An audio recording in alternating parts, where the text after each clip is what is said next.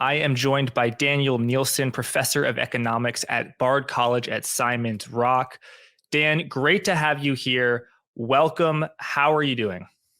Hi, Jack. Thanks for having me back. I'm doing great. It's been a very interesting few days here in the financial system and the financial plumbing, money markets, central banking. This is the stuff that I watch.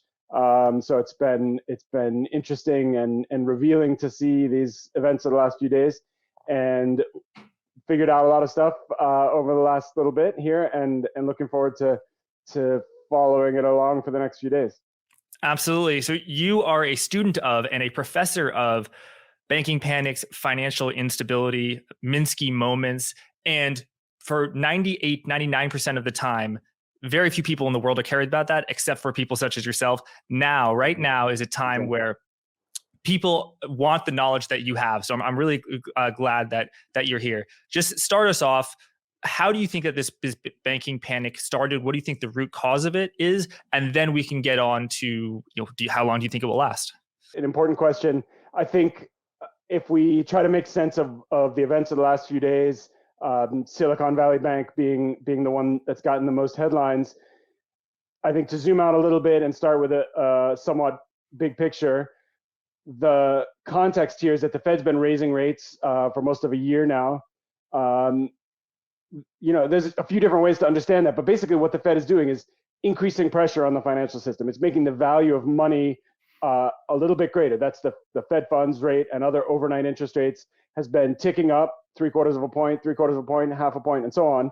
We're now more than 5 points more expensive than it was a year ago.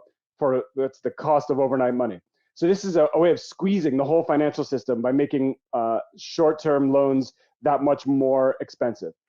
The effect of that is that everybody's got to take better care of their cash. Where when interest rates were zero, you could count on getting overnight money for free, essentially, and now it's got a price again. And so sooner or later, that was bound to start making life difficult for people, and that's what we're seeing now. And the banks that are being hit are the ones that were sort of farthest out in terms of risk, or in terms of business model, or in terms of just how they were taking care of their own finances.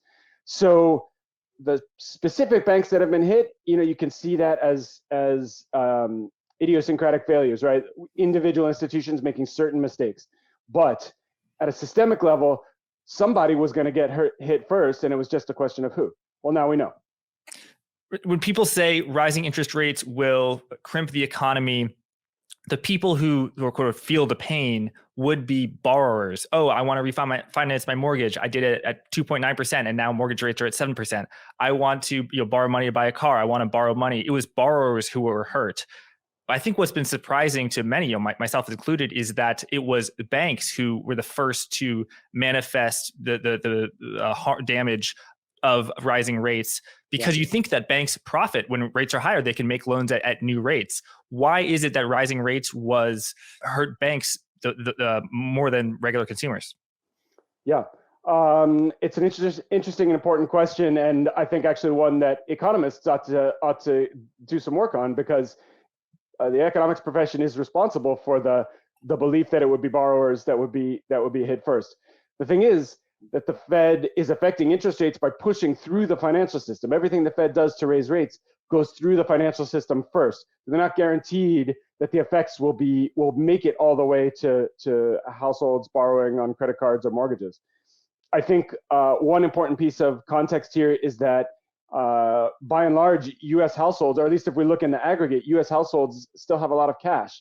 So you can make borrowing more expensive for them, but they have U.S. households still have a fair amount of reserves. That's not to say that everybody is in equally good shape, but at the systemic level, it wasn't U.S. households borrowing that was the first to feel this squeeze.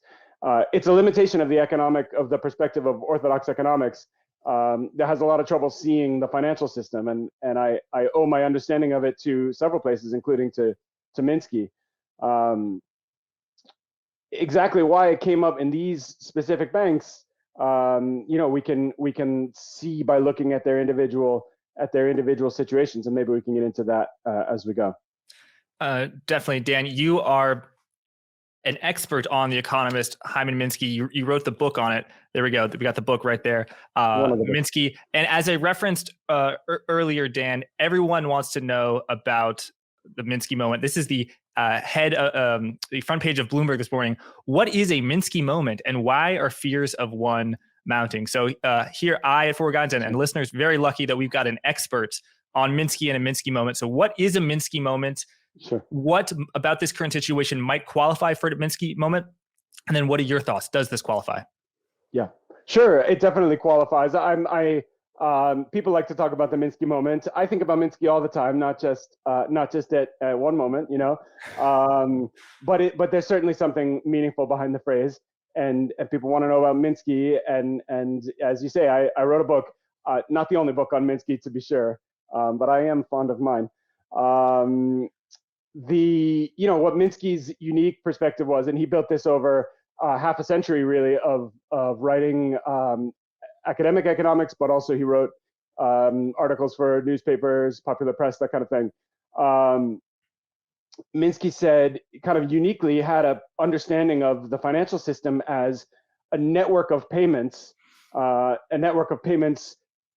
at this moment and stretching out into the future at certain moments down the line, tomorrow, a week from now, a year from now, a decade from now. And all of these participants in the financial system, from individual households on their credit cards or their mortgages, all the way up to central banks managing the global flow of dollars and other currencies around the world, are constantly managing these payments. They've got money coming in, they've got money going out, and they're trying to honor their debts, to pay their debts on time. So Minsky thought a lot over the course of the second half of the 20th century. There was kind of a series of financial crises, and he found a sort of a mechanism or a dynamics by which you could see that these crises were all versions of the same thing, not identical at all, but versions of the same thing. And what that thing is basically is that first somebody somewhere in the economic system starts to have a little bit of trouble paying their debts. And that happens every day. But when the system is stable, one person has some trouble and then they go bankrupt, and then things kind of return to normal. When the system is unstable, one person has trouble, but then somebody else has trouble, and then somebody else has trouble, and sooner or later the whole system is you got bankruptcies at the top levels of the financial system, you got multi hundreds of billions of dollars worth of bailouts, you got new programs on the Fed's balance sheet, all kinds of things. So Minsky was always thinking about 1929 to 1933 and what had happened during the bank failures around the Great Depression. When I wrote my book following the 2008 crisis, I said, hey, look, Minsky's ideas are pretty relevant here, but he didn't live to see the particular technologies, the particular securitization techniques, the way markets had changed between his death in 96 until 2008 when that crisis happened. So we can use his ideas, but also we have to keep those ideas up to date. They don't do that by themselves. And Minsky's work by itself doesn't actually speak to every set of circumstances. So it's on us, and I try to do this work, and there are plenty of other people who I'm working alongside. It's on us to look at the particular circumstances of each new event, financial crisis, and understand what's the same as what we've seen before, what might be a little bit new, and try to make sense of it all. And we've got plenty of familiarity in this crisis. We've got big banks, we've got payment troubles. We're seeing problems in short-term short-term lending markets. We're seeing big price moves in kind of predictable places, but also the dynamics by which it's happening are to some extent new. Silicon Valley Bank, its business model, very questionable in certain ways, but also not exactly a repetition of anything we had seen before. So there's always a little bit of new and a little bit of old. So if we were to simplify things to just a simple image, would a series of dominoes where domino A falls with domino B falls with, would that be somewhat apt to describe a Minsky moment? Sure. I like that. And that's the picture that we chose for the cover of my book for exactly that reason. The thing I might add to that picture, right, if we're using our imaginations here, is that sometimes those dominoes kind of get bigger and bigger, right? And you hit one, and it keeps knocking bigger and bigger dominoes over. And sometimes, you put a little space in the chain of dominoes, and it stops when you get to a certain point. So that's the difference between an unstable financial situation where it kind of keeps getting bigger and we don't know where it's going to stop, which is what we saw in September of 2008, and a more modest crisis that maybe goes on for a couple weeks and then dies out. Hard to predict what's going to happen, because during a crisis, that's when we discover what people have been up to. That's when we discover what dodgy financial structures are out there. We're not going to know until it all breaks. So a little hard to predict what will happen next. But kind of one of those two possibilities. And right now we're in the thick of it, so we're waiting to discover which one it's going to be. Right. So in March of 2008, Bear Stearns fall, so a mid-sized investment bank. Then in August and later September, Lehman Brothers fails. Then AIG risk fails. Then the government got involved, determined it had to get involved. The losses were too big. The dominoes were too big. Where do you think we are now? How big of a domino is Silicon Valley Bank? Is the domino still appropriate? I mean, is this just a one-off event? Now we have Signature Bank falling. How systemic is that? And the dominoes down the chain, do you think those will get triggered? And how big will those be? Yeah. At the moment, I don't think there's any particular reason to think that the big money center New York banks are likely to follow Silicon Valley Bank. I don't think at this moment there's not much reason to think that is what is going to happen next. The big underlying problem is different than in 2008, and I'm not sure that we've sort of seen all of the dimensions of it. But basically, there's a in the banking system as a whole, there's a big pool of securities that are carried on the books of the banks in their accounting, completely legally, completely according to accounting standards. Those securities are carried at a price which is above the price that those securities will fetch in the market right now if you have to sell them. So that problem is big. It's been estimated it's over $600 billion. I think those numbers come directly out of banks' filings, so financial filings. So I think that's a reasonable estimate. And that problem is sitting out there, and it has not been resolved by the events of the last few days. But whether or not it will trigger a widespread financial crisis is difficult to say, and we're going to see. At this moment, I don't see that there's much reason to think that this is headed towards anything like 2008. And why do you say that? I say that because all of the tremors that we've seen so far are in deposit flight from small regional banks like Silicon Valley Bank or Signature Bank, First Republic, into the big money center banks, and they're not struggling right now to absorb those deposits. The symptoms we're seeing are some of these smaller banks. I say regional banks, but it's not only about geographic region, but specialized banks in one way or another. A lot of exposure to tech and crypto has been relevant these last couple weeks. At the moment, those deposits are actually moving pretty smoothly through the system into the big banks, and the big banks are still all working together, right? You saw a significant number of banks put in a significant amount of money to try to bail out First Republic. Maybe that didn't succeed. We're going to find out in the next couple days. But they still trust each other, right? They're still all at the table together. When things broke down in 2008, the big banks ceased to lend to one another, and that was how you knew that the crisis had reached the very center of the financial system. Right. So there are two differences. One is that you just referenced it. In 2008, banks lent to each other, and if Party A was lending to Party B and Party B went down, that would impact Party A. Whereas now the banks are not depositing in each other. It is individuals and businesses who are withdrawing their money, and it's going from Bank A to Bank B, and that itself may be a problem. And the second issue, I suppose, is that the losses in 2008 were from credit risk, bad loans, subprime mortgages, and packaged into specious financial products. Whereas now the losses are due to interest rate risk. The Federal Reserve has raised interest rates, and that is the source that these securities are now less the value than the value at which they bought them. Are those primarily the reasons why? Are there other reasons that I'm missing? I think the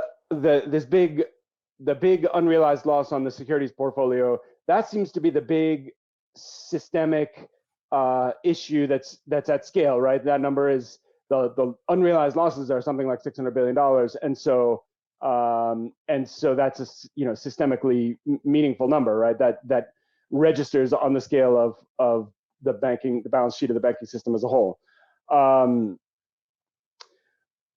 It's pretty different from the uncertainty surrounding the subprime mortgage crisis, because a lot of what was happening there was complexity, that the securities were very complex, and you had different financial products that were sort of strung together also in complex ways. And so at the height of the crisis, it was actually difficult to even estimate what the level of losses was going to be, because there was so much opacity and complexity in the financial structures themselves. So it even took a while just to figure out who owed how much to whom and how big the loss might be if people didn't pay. Whereas in the current situation, the number is big, but I'm not sure that there's all that much complexity to it. It's just a big number, and whether it triggers a wider systemic run or not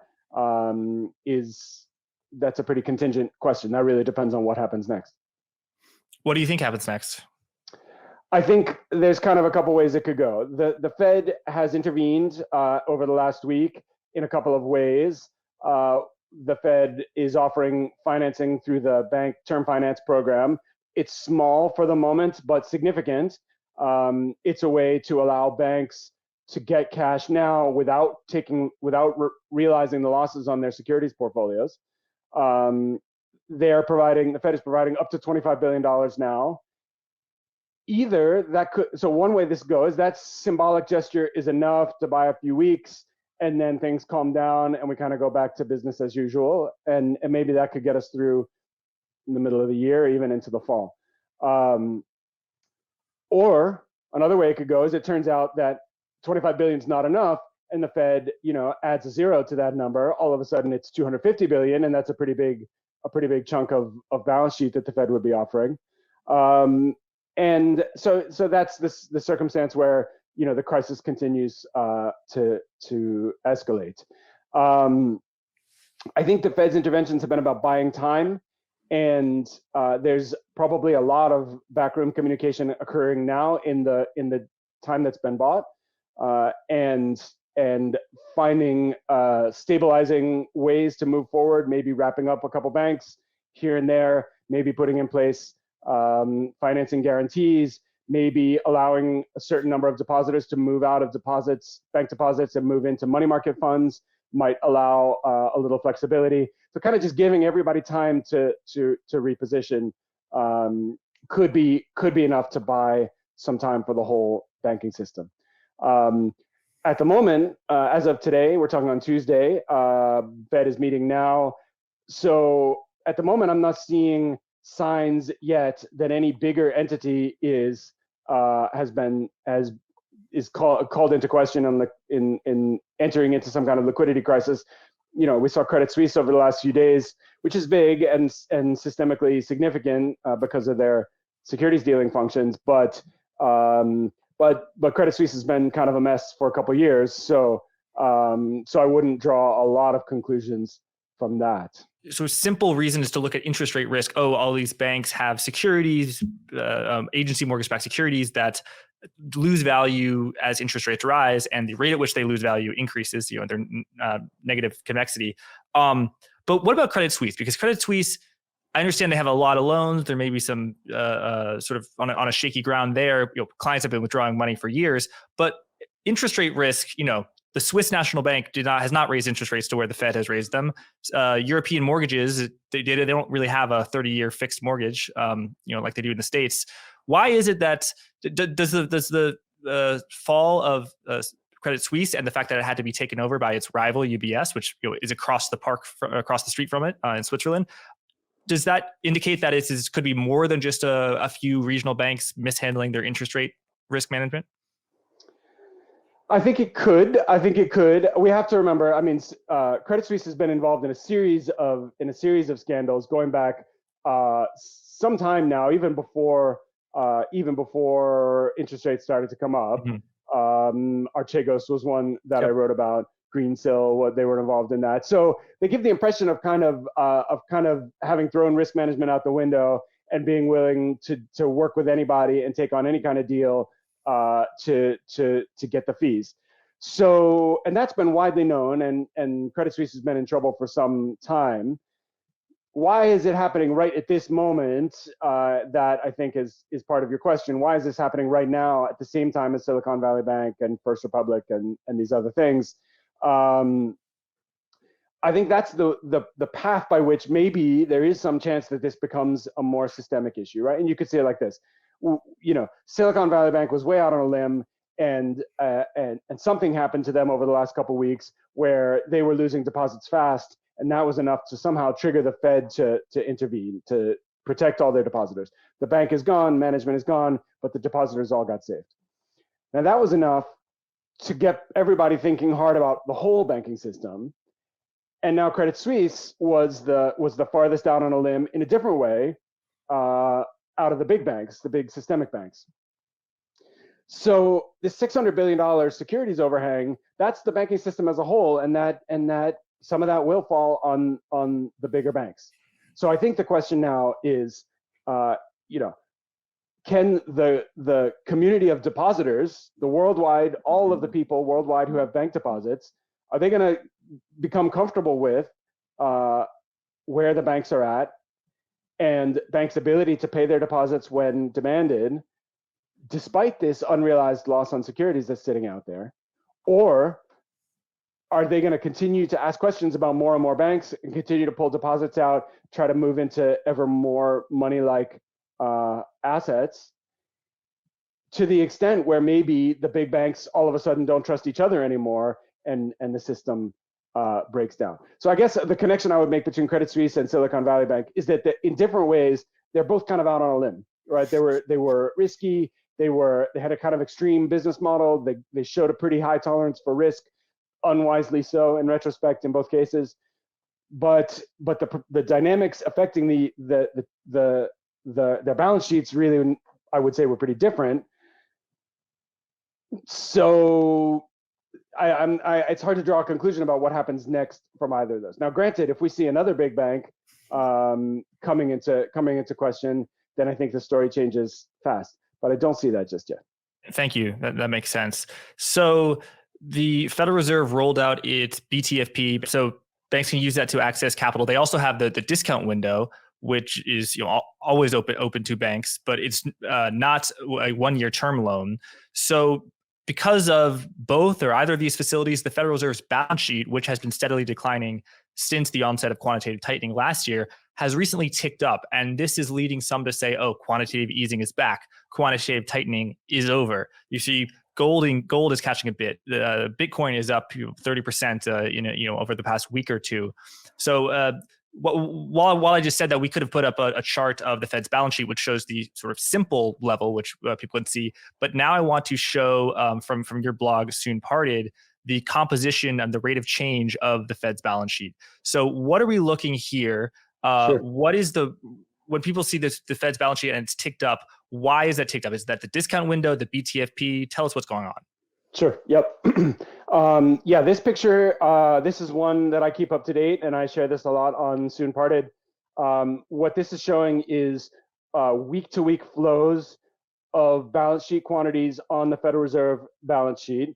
I look at the data that the Fed puts out, and I group those flows into these categories. So I have to lump some things together to get it to look like this. So there's a little bit of judgment involved, but I've thought about it a lot, and I'm pretty sure it gives a pretty good reflection of what's going on. So the way you read this is there's two panels. The top panel is assets. The bottom panel is liabilities. There's 8 categories here, which, in my opinion, are the principal divisions of the Fed's balance sheet. The top 3 are assets. The other 5 are liabilities. Any number that's pointing outward, meaning up on the top panel or down on the bottom panel, indicates that balance sheet quantity was expanded during the last week, and anything pointing in means that quantity contracted during the past week. This particular version of the graph goes back a year, 6 months, 6 months showing week-to-week changes back to fall of last year. And so what do you see? On the asset side, you see not a whole lot of movement, but where there's movement, it steps down. And that's quantitative tightening. This is what the Fed has been doing for most of a year now, is every month they're selling securities, selling treasuries and mortgage-backed securities. And as you can see from the picture, it's not the same every week. But if you average this into months, what you see is that's actually a pretty smooth pace month to month where that balance sheet is contracting. On the liability side, you see a lot of movement. It's a lot more complex, and I think that's interesting. Maybe just to be noted here, to follow all the details is kind of a longer story. But on the liability side, you got some movement between bank deposits, overnight repo from money market funds, and the Treasury's bank account at the Fed. So that kind of washes back and forth. Not a lot of systematic movement over the last 6 months. So that line, the vertical line there is March 10th. That's the vertical gray line right towards the end. That's March 10th, which is the day that that the FDIC moved into Silicon Valley Bank. And then the last week's data, which is from last Wednesday, the week leading up to last Wednesday, which is what this data measures, shows a big expansion, by comparison, a big expansion in the Fed's balance sheet for 1 week. That's about $300 billion week to week. It's in other assets, and if you go into the details, as you said, it's mostly the discount window, primary credit, as it's called on the balance sheet, and a little bit of BTFP, bank term funding program, mostly corresponding to an increase in reserve deposits on the part of the U.S. commercial banking system. So what do we say? Well, first thing to notice is I want everyone to see that this crisis was enough to touch the Fed's balance sheet in a significant way. This is it's a discrete change from what has been going on in the Fed's balance sheet over the last while. So we're in crisis mode. Is it a big crisis or is it a small crisis? If we took this graph and we went back to September 2008, you would see a different story altogether. Okay, so I don't want to be alarmist, but the central bankers had to wake up and say, all right, well, we're going to do something different this week to be sure. In terms of the level of the balance sheet, it takes us back to about mid-November. In terms of the Fed's been trying to shrink the balance sheet all this time, and the $300 billion increase this past week takes us back to the scale that the balance sheet was at in November. So setting the quantitative tightening process back by a couple of months. Next question is, how quickly do those numbers come back down, right? The discount window spikes up by 300 billion. Is that going to come back down next week? Maybe, and then the crisis is over, possibly. Or is it going to stay elevated for a while, in which case, there's going to be more work to do on the part of the central bankers. You don't want the discount window staying active for a long time. That's supposed to be for short-term liquidity needs. So if it's going to be around for a while, then they're going to have to think about it a different way. Hey there, sorry to interrupt. Announcement. Blockworks is hosting an event called Permissionless in September. It's a crypto event. It's in Austin, Texas. We did Permissionless in 2022. It was the biggest and best DeFi event in the world. And this year, Lightning will be striking twice. Historically, our ticket prices have gone up about 10 times from the day the tickets go live to the day before the event. If you're like me and bad at math, that's 900%. So it might be savvy for attendees to consider buying tickets now rather than later. If you're listening to this and you're saying, hey, Jack, I'm not really into this whole crypto thing. I want to hear about the Fed. I want to hear about the dollar, Bretton Woods 3, 4, 5. I hear you. I'm not telling you to buy a ticket, and the interview will resume momentarily. However, if you are into the crypto thing and Permissionless is something you might want to attend, what I'm saying is there's no time like the present, because tickets will go up, and if history is any guide, prices will go up a ton. Anyway, the link is in the description, and you can get an additional 10% off by using code GUIDANCE10. Thanks. Let's get back to the interview. The bank term funding program allows banks to pledge a lot of securities, a wide array of securities, and get cash. They can get it at face value. Oh, I'm posting this security that's in the market worth $80. You're going to give me $100 for it. And that is at, I think, a 1-year index swap plus 10 basis points. So, somewhat cheap. And then the discount window is 4.75%, 475 basis points. So exactly the same thing right now as the effective upper limit on the Fed funds range. Again, that probably will change tomorrow if the Fed Reserve hikes by 25 basis points. So what is the difference between the discount window and the BTFP, Bank Term Funding Program, other than the fact that this BTFP, you can use it for up to 1 year? I think the big difference is that BTFP, when you borrow BTFP, the collateral is accepted at face value. I believe that that's the purpose of the program. That is the way. That's the reason it has any effect at all. So both discount window borrowing and BTFP borrowing are securitized. Sorry, are collateralized, meaning you have to post security. The security that you can post is the same in both cases. It's things that the Fed will buy for open market operations, meaning treasuries, agency bonds, and agency mortgage-backed securities. You can post those things at either window. The discount window is a normal program which always exists, not always used like this, but it's kind of always there, exactly as you said. And the terms are public and known, and it gets used in a small way all the time. The collateral, when you post collateral at the discount window, it's valued at market price. So to the extent that this problem we're talking about is about securities which are being carried on balance sheets above their market price at face value, which is because of the change in interest rates, which is higher than market price, they're not very good at the discount window because if you have to post them at the discount window, you just get market price. So you can only, as you said, if the security is worth 80 cents on the dollar, then you can only borrow 80 cents on the dollar. And so there's no benefit to going to the discount window. You could just sell the security and you could get the same amount for it. So what BTFP does is it recognizes those securities at face value, meaning you can get your whole dollar from them, which is not a price available on the market right now.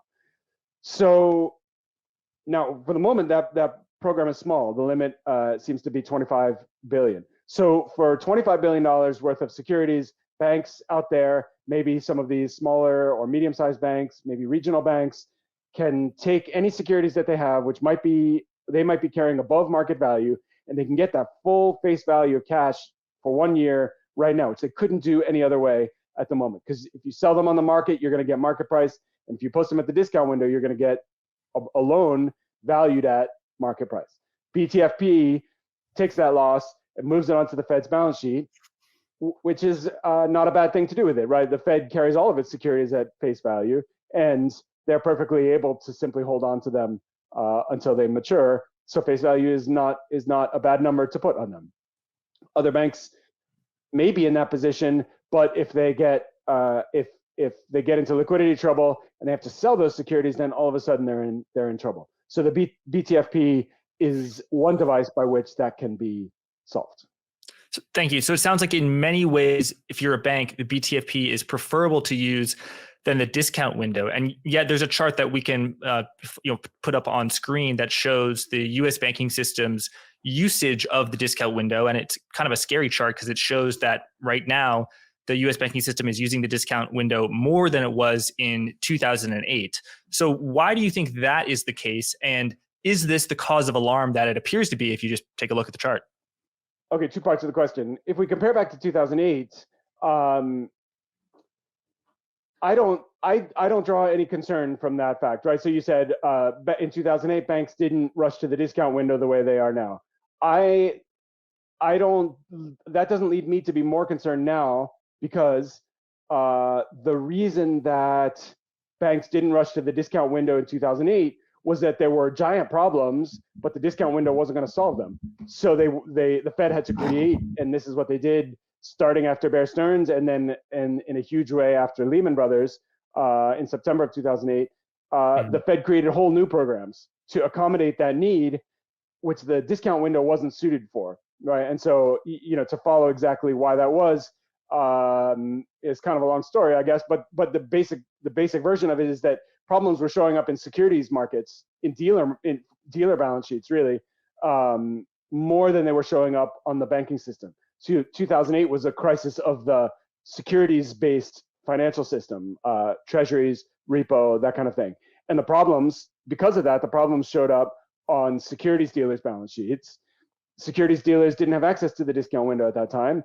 And so the Fed had to create other programs to get the funds in a few different ways into the hands of securities dealers. So I would say it's not, we can make the comparison and we might learn some things from the comparison, but simply saying discount window use now is high, discount window in 2008 was low, is not a reason to conclude that this crisis is somehow worse than 2008, which I don't think there's any reason. I don't think there's a reason right now to reach that conclusion. Right. And so you take a bank like JP Morgan, they have the commercial bank, you go in, deposit, withdraw money, you have your credit card, and then they also have a broker dealer where it does, markets to hedge funds, it invests in securities, it will make markets and all sorts of interest rates products. You're saying during 2008, it was Lehman Brothers, Bear Stearns, which were only the second part and not the first part, that those were the types that had problems, and those broker dealers could not access the discount window like banks. Exactly. The problem was, kind of started out in mortgage-backed securities, especially subprime mortgage-backed securities, but at the height of the crisis, nobody could tell which ones were good and which ones were not good. So everybody sold everything because they were trying to get out of positions that they couldn't. All of a sudden, they realized they couldn't put a value on. In retrospect, it turns out that a lot of those, even the securitized products, were fine. They paid off in the end. But at the moment of the crisis, you couldn't tell. And so the dynamic was sell, sell, sell. Everybody's selling everything.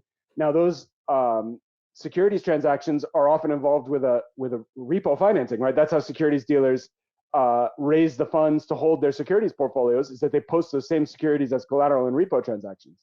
So when the value of the collateral was falling, it wasn't possible to raise them to borrow money in repo against any mortgage-backed security, not only subprime, but you couldn't borrow against any mortgage-backed security.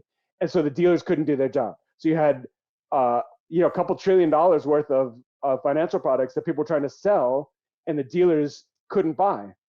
So that whole part of the market broke down. Prices went crazy. They stopped meaning it. Prices stopped meaning anything, right? Because there was no one to buy. And the Fed and the discount window didn't solve the problem because those dealers didn't have access to the discount window. I believe, and I'm going to have to check this, but I believe rules about access to the discount window were changed. Some of the special liquidity programs were basically just versions of the discount window that were directed at dealers, or they were ways to channel money to banks who would then channel money to dealers. So there were a few different channels. They were all about getting to the securities market piece, which is where the liquidity problems showed up at that time. So, this is I think I'll just plug Minsky for 1 second here, right? Because from a Minskyan point of view, we're seeing liquidity problems. It's a scramble for cash. People have payments due and they're having trouble making them. And that is exactly the same in 2008. Right now, it was even similar in 2020 at the beginning of the pandemic. And, you can look at and the crisis of 1975 that Minsky wrote several hundred pages on in Stabilizing an Unstable Economy. You see the same thing over and over. But it's not always exactly the same story. In 2008, we had to think about repo, we had to think about securitization, we had to think about securities dealers, and it was a whole set of concerns which are relatively specific to that crisis. And now we're thinking about something different. We're in the banking system, not so much in the dealer system. Obviously, they're closely connected, but the way that it's showing up looks different. It's in different markets, and we have to watch different prices to see what's happening. So there's something about a liquidity crisis which is exactly the same and which repeats over and over. And at the same time, the institutions, the markets, the derivatives, the prices that we need to watch, and what the Fed has to do in response, or other central banks have to do in response, is not just, you can't just pull out the old playbook and repeat the whole thing. You got to learn some lessons from the past, and then also understand the current situation. It repeats, but it never repeats exactly. Do you think that the Federal Reserve's bank term funding program is sufficient to stop the Minsky moment from happening and stop, domino B from falling on domino C and all the way to domino Z? Look, I think the big question is the Fed wants to keep raising rates. And we haven't talked at all about inflation, right? But that's still out there. Inflation, U.S. inflation measured by whatever your preferred method is, the Fed uses personal consumption expenditures, is still high. So the Fed really doesn't want to lower interest rates, right? So background here is that the Fed's got interest rates pretty high compared to the last couple of years, and would like to keep raising. So what they need is to not have the banking system collapse while they're doing that. Now, because they've raised rates, there's this big portfolio of position in unrealized losses sitting in the banking system. So the basic liquidity question is this: can the Fed create circumstances in which they can hold rates? Ideally, I think the Fed would prefer to keep raising. We'll see what they decide to do tomorrow, but the Fed's bias is still towards raising because inflation is still high. So they want to keep raising rates, and that's going to increase the unrealized losses on the securities problem. Okay, so you got this big securities unrealized losses that's out there. The question is, are banks going to have to realize those losses? Because if the answer to that question is yes, then all of a sudden there's a $600 billion hole in bank balance sheets, and that's a pretty big problem. Subprime crisis, is estimated at maybe 2 trillion to 4 trillion, something like that, right? Just very roughly speaking, for a sense of scale. So smaller, probably, but maybe there's other stuff we don't know about yet. So the Fed would like banks to not have to realize those losses. They don't have to realize them if they don't have, banks don't have to realize those losses if they don't ever have to sell the securities. And they don't have to sell the securities if their depositors don't ask for their money back all at the same time.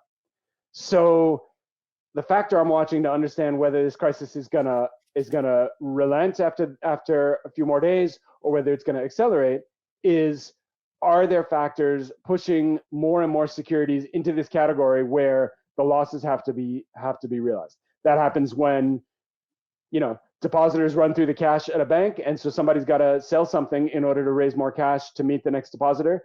That's at least part of what's been happening at First Republic.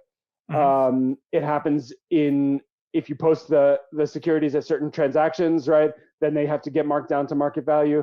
So it's a kind of a question of nerves here, right? If the banks can restore calm, the Fed can restore calm, and depositors don't continue to withdraw funds from banks, there's not any particular reason why there has to be a crisis just because of this unrealized loss portfolio.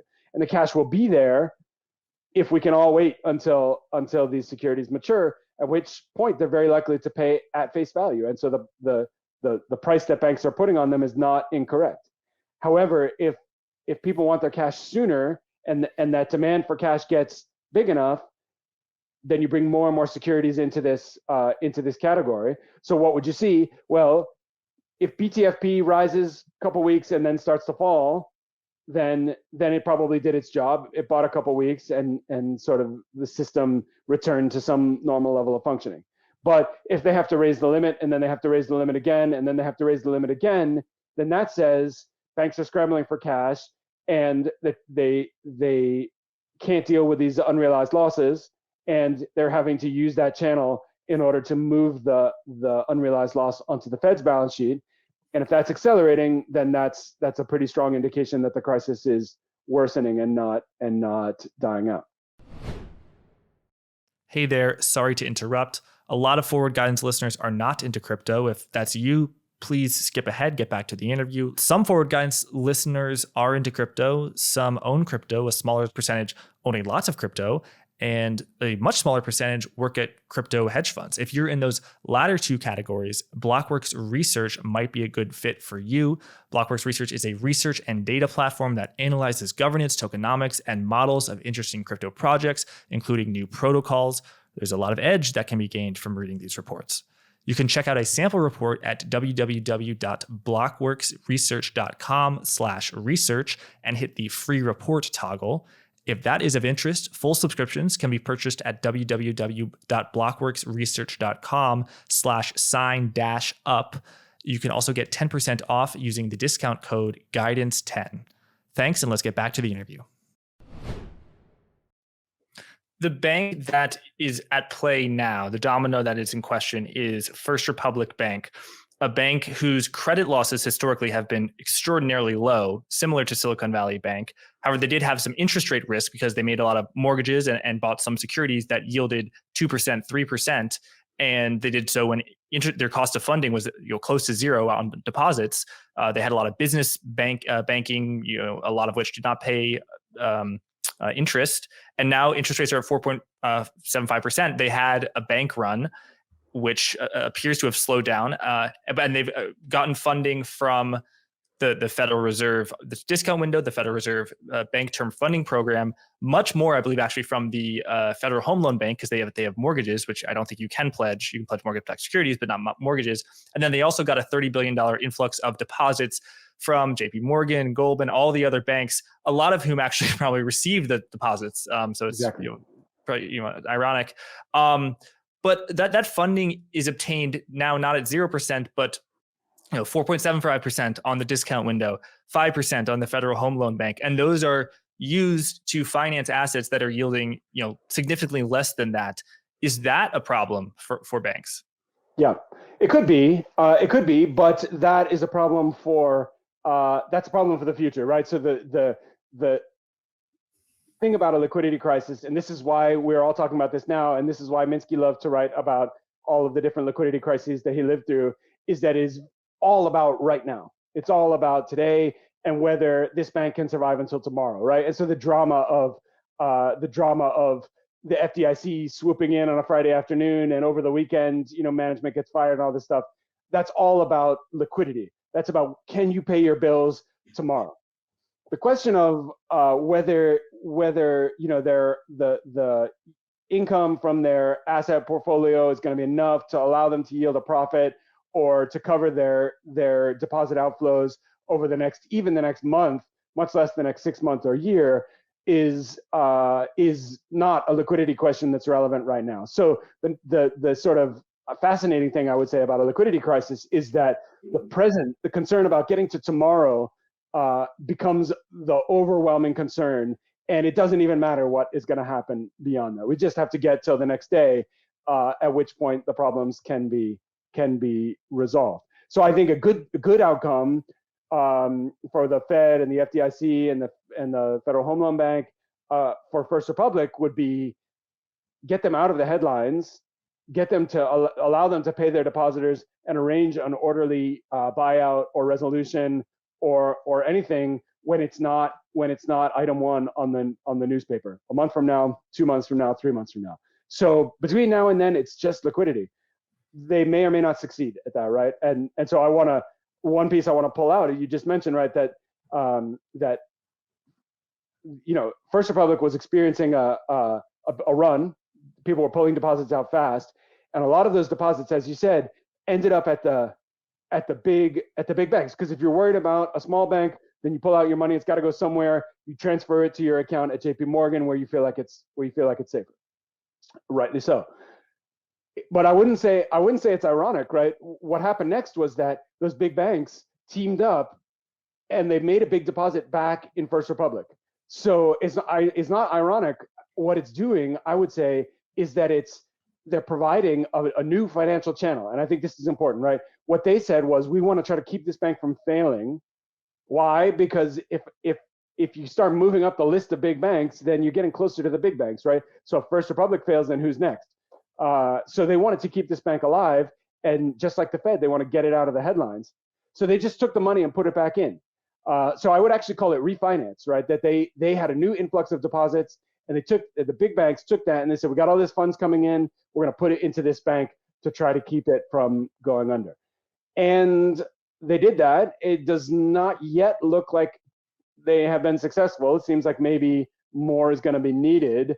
And I saw earlier today a couple of options being kicked around for that. I think we don't know yet what the end of that story is. A likely outcome, I think, would be that First Republic gets wound down over the next couple months. If it happens fast, then that's kind of bad news for the system. If it happens even a few weeks from now, that's good news, I would say. Something of attention now is the dollar swap lines that Yep. the Federal Reserve has engaged in historically that might look like they'd be in play now. So we're looking at the US dollar swap lines to other central banks. And I think there was an announcement on Sunday that the Federal Reserve would start reporting these daily instead of weekly. I don't think the volumes are there, as you can see on the chart. Nothing really to see on March 21st, 2023. But are the guns sort of being reloaded? Do you expect them to be fired, or is this sort of just a preliminary measure that you don't expect to be used? It's an interesting question. So let's just say quickly what we have here. This is the channels by which the Fed can provide dollars to other central banks. You do that when other banking systems have short-term financing issues in dollars, and the Fed is the one that can create massive amounts of dollars quickly. So the Fed does that, channels it to other central banks, who then channel it onto their own banking systems. And this picture is, it shows pretty clearly what this thing is good for. That's 2020. That's the beginning of the pandemic, where that big spike is. And in a matter of days, the Fed got $400 billion out the door. A lot of it to Japan, a lot of it to the ECB, and little bits to other central banks. It comes on like a switch, right? It's almost a binary thing that we don't have anything, and then we have $400 billion the next day. There's not a lot of financial instruments in the world that can provide that level of funding overnight like that. So we've seen a couple blips. The Swiss National Bank activated their swap line. That's the most recent thing that you can see. This week, the Fed announced. So normally this is, there's a weekly process by which money can be allocated. And it does see, if you zoom all the way in, you see that this actually does get used in a very small way pretty frequently. In fact, the ECB has a pretty regular transaction, and it's very, very small. Doesn't register at the scale that we're looking at here. But those are normally allocated on a weekly basis. And the Fed turned up the frequency there, and they said it'll be daily right now. So these central banks can call any day of the week and ask for dollars, and have those dollars in their account at the end of that day, at the close of business that day. And I think they also made some efforts to line it up with time zones. So actually, banks in Asia can do business in the middle of the night, U.S. time, which is the middle of the day, their time. So they're trying to make these dollars accessible. So the question is this just preparing? And I think for the moment, I think it is. It's just a way of saying, okay, we're ready to go here. And if there are liquidity needs, the world central banks are all on the same page, and lots of things could happen. But one thing that won't happen is that there won't be dollars. There will be dollars, and they'll be all over the world same day. So that is kind of almost a formulaic statement at this point, because that's what they did in 2008. That's what they did at the beginning of the pandemic. And so I don't view it as a particularly surprising move. What I don't know yet is, what are the international dimensions of this crisis? We mentioned Credit Suisse, which is based in Switzerland and is under the authority of the Swiss National Bank, who were closely involved in the transaction getting Credit Suisse absorbed by UBS. We haven't heard so much yet about troubles in other banking systems in a systemic way.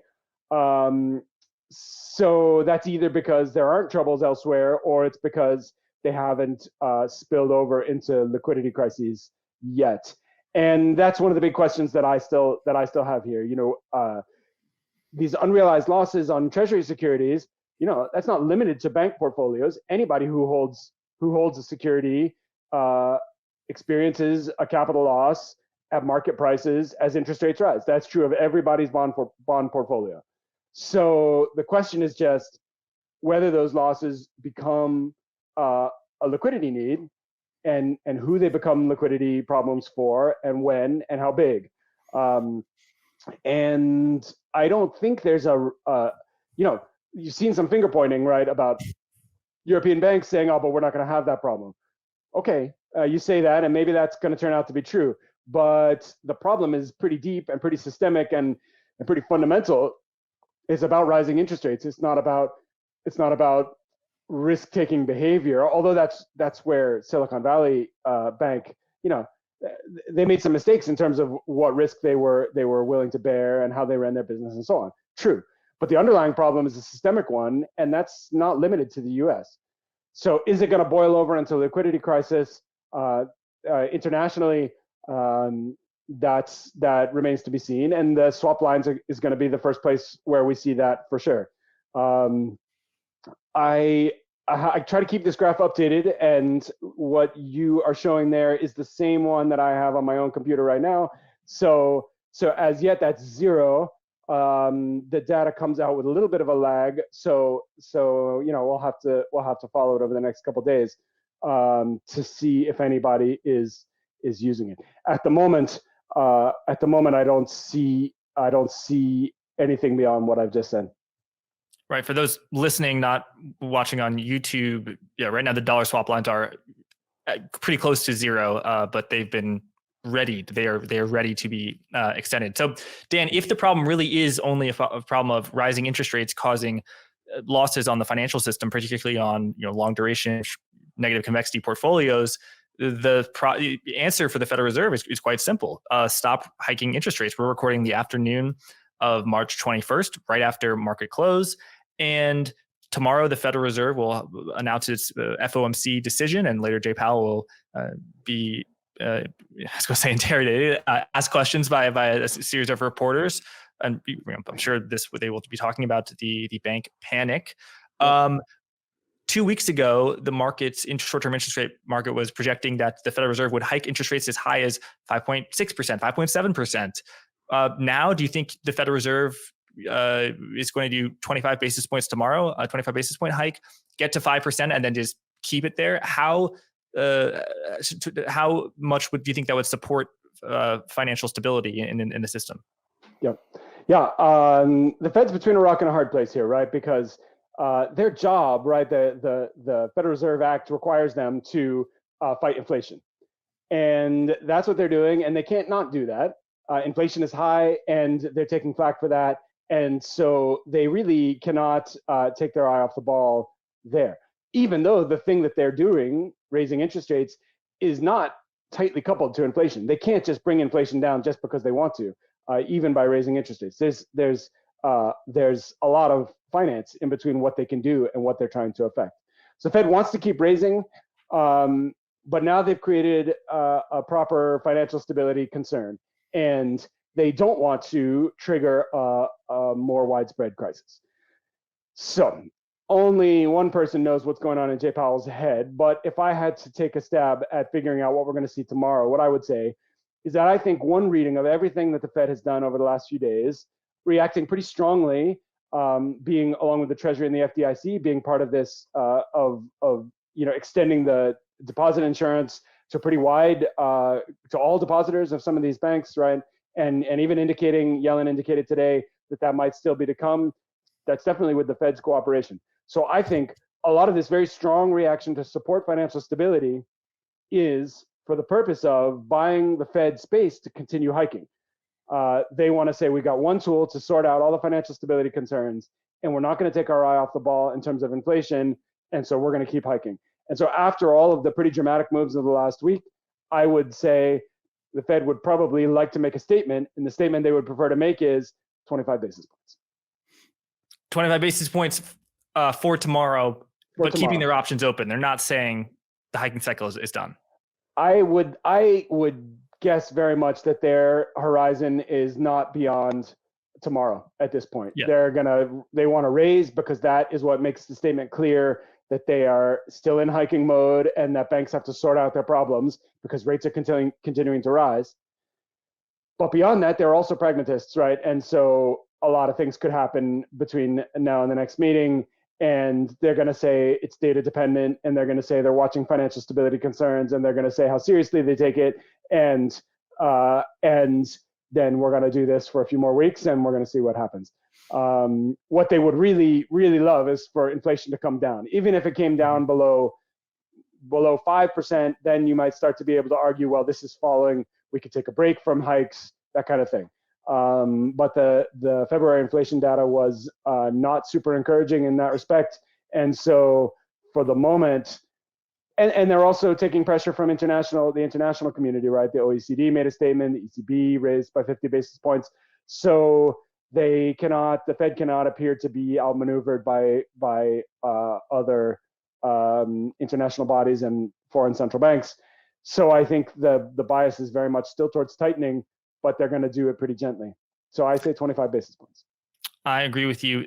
Dan, the book is Minsky. Your blog is Soon Parted, both of which are excellent. And on Twitter, you are at DH Neilson. Great to have you here. And thank you for sharing your insights. Thank you everyone for watching. Thanks very much for having me, Jack. Forward Guidance, the program you just enjoyed, hopefully, can be viewed on YouTube at Blockworks Macro or heard as a podcast on Apple Podcast and Spotify.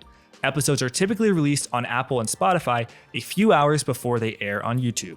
Please leave a review on Apple Podcast if you feel so inclined. Also, you can get 10% off to Permissionless 2023 and Blockworks Research using code GUIDANCE10. Thanks again, and be well.